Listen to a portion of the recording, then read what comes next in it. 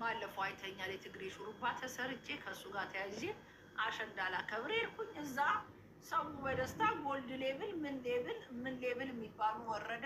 በኮካ እያረኩ ጠላት እንደዚህ ለመለማመድ አንድ ሁለት ወንጭት ስል ጠላት እርሰት ሲበል ምን እሱ ቤት እንዳደረሰን አናውቅም። እሱ ቤት ተገኘው ድንግልናዬ ቀኑን በዛው እንዲከበር አሸንዳ ብለነዋል። ድንግልና ለአሸንዳ ለን አስረከብኩ ድንግልናዬ።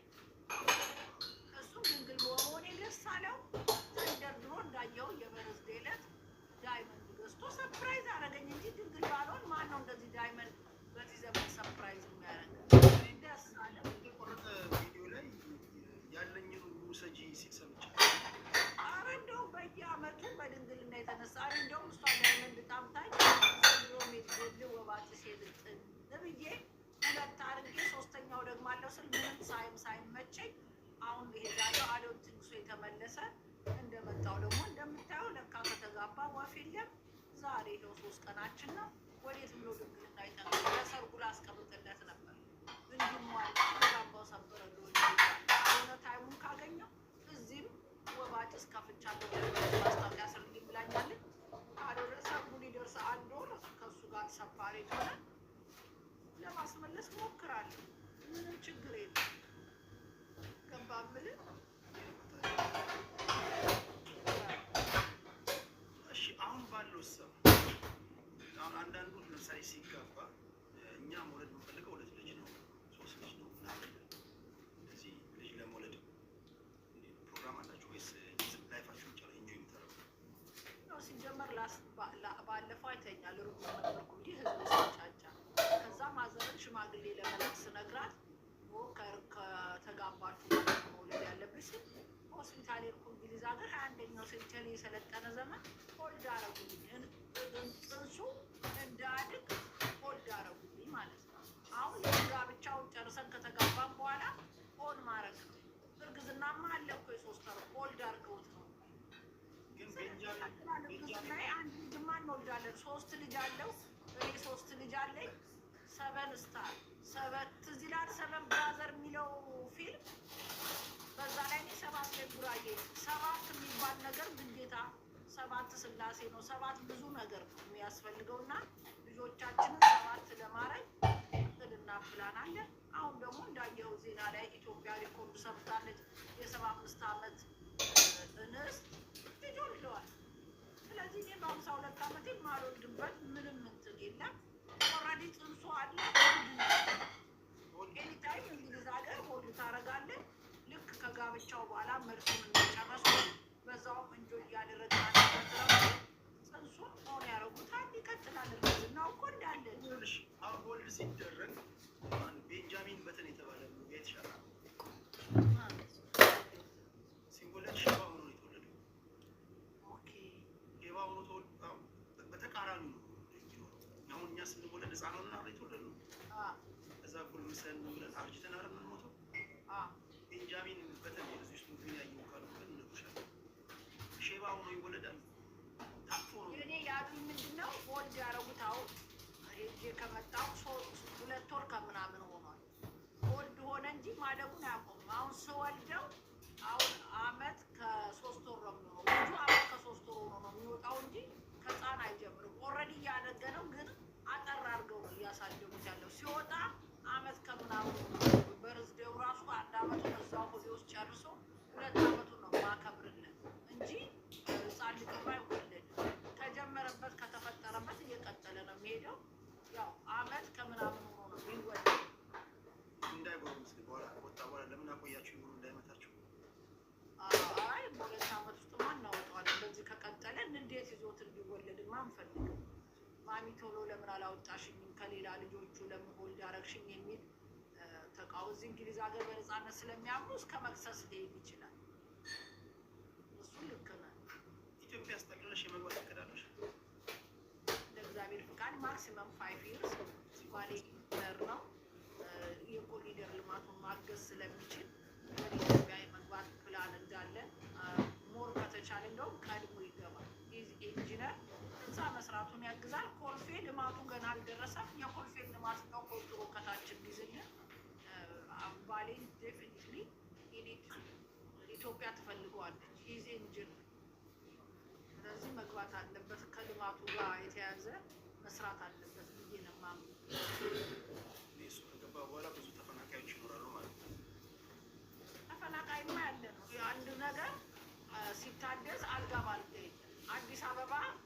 አዲስ አበባ ለመምሰል የሆነ ትውልድ ሰፈር ማድረግ አለበት። እኔ ወንድሞቼ ፈርሶባቸዋል። ማቃቸው ካዝኖች አሉ። እግዚአብሔርን ያለ የኬኬኬ ባለቤት ሙሉ ስንት ብር በቀን የሚያስገባ ሙሉ ድርጅቱ ፈረሰበት። የአዲስ አበባ ልጅ ነው። ከሀገር ላይ የመጣውን ነገር አክሴፕት ማድረግ መቻል አለብን። ማንም ሰው አንድ ነገር ለማግኘት ሰፈር ማድረግ አለብን። ስለዚህ ከህዝብ ጋር የመጣ ነገር እንደ ዘረኝነት እንደሚሉት ሆኖ ካሳንቺስ ሙሉ ገባውን የፈረሰው ነገር ግን ካሳንቺስ ላይ ያሉት ኦሮሞዎች ቁጭ አድርገው ሌላውን አፍርሰው ቢሆን ኦኬ ችግር አለ ብለህ ትቀምጠዋለህ። መብርሃንን አልፋታቸው ግን ሁሉም ነው 86ቱ ብሔር ነው የተበደለው። ለምን? ኢትዮጵያን ለማበልጸግ። አገራችን ዳናት እንደ እንግሊዞች ካሳ ሰጥታ ብር ሰጥታ ልታወጣው አችልም። የሆነ ትውልድ ሰፈር አድርጎ አዲስ አበባ መታደስ አለባት። እኔ ቃል ለምድር ለሰማይ ብልጽግና አይደለሁም። ቃል ለምድር ለሰማይ ካድሬ የምትሉት እናንተ ታውቃላችሁ። ሆኜም አላውቅም፣ ልሆን አልችልም።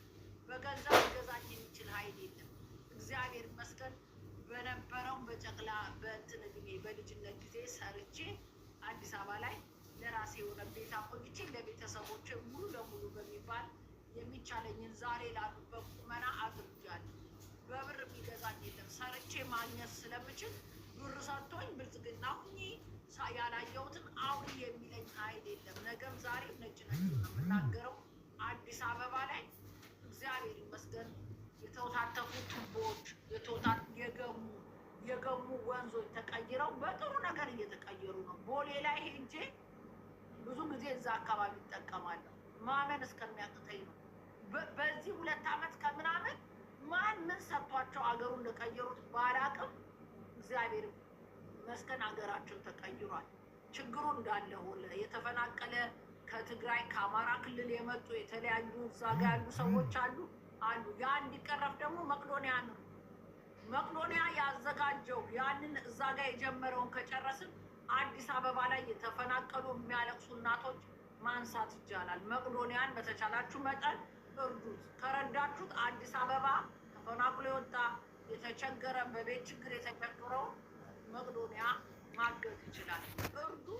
እኛ እንዳንድ ዜጋ እንደ ኤርትራ እኔ መንግስት ሆን አብይ አህመድ የሚሰማኝ ቢሆን ማንኛውም ዲያስፖራ ሀገሩ ሲገባ በቀን 1 ፓውንድ እንደ ኤርትራ እኔ ለንደን የምኖረው በቀን 1 ፓውንድ ሀገሬ ስገባ መክፈል አለብኝ ብዬ ነው የማምነው። ለምን? አትሊስት በቀን አንዴ በየሰፈሩ የሚበላበት ማዕከል ዲያስፖራ መፍጠር ይችላል። ከመንግስት ጋር ባልተገናኘ የራሳችን 3 ሰው አካውንት ከፍቶ ኢትዮጵያ ውስጥ ለመግባት ባለበት አገር 1 ፓውንድ በቀን ያልከፈለ አይገባም ብሎ ከዲያስፖራው ገንዘብ መንግስት ይቀበል። ይህ ችግር ይቀረፋል።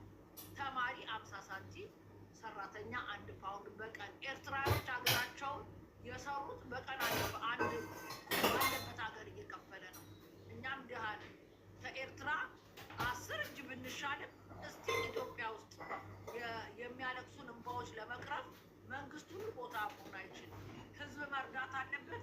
ዲያስፖራ ወጥተን ከምትለፈልፍ አገር እንርዳ። እኔ እረዳለሁ በደስታ። ከዚህ በፊትም አብይ አህመድ 1 ብር ክፈሉ ያለ የ1 ዓመት ነው የከፈልኩት። ሲንግልማ ሳልሰራ ራሱ ለአገሬ ስለምወድ የአመቱን ከፍያለሁ። 300 ምናምን ሪሲት አለ።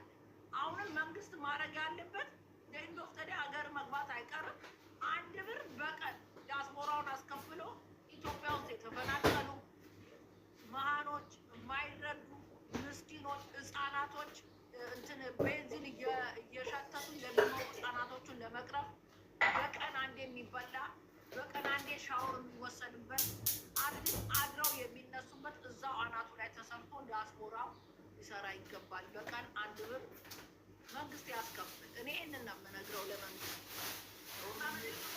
ሮማን ብር ሰርተን ጥይት ሊገዛበት መንግስት ጥይት መግዛት ካለበት ቤት ምን አሰራው? አዲስ አበባ መስራት አቁሞ የምትሉትን ድሮር የምትሉትን እንትን መግዛት ይችላል። ብልጽግና ቢሆን የሰራውን ህንፃ በኪሱ ዞታ አይሄድም። የሰራውን ህንፃ መንግስቱ ኃይለማርያም ዚምባብዌ ነው ያለው። የሰራውን ይዞ ቢልዲንጉ አይሄድም። መለስ ዜናዊ ሞተ። ሲሞት አባይን ይዞት አልተቀበረም። አባይን ትቶት ነው የሄደው። ብልጽግናም ሲሆን የሰራው አዲስ አበባ ህንፃ በትከሻው ተሸክሞት የትም የለም።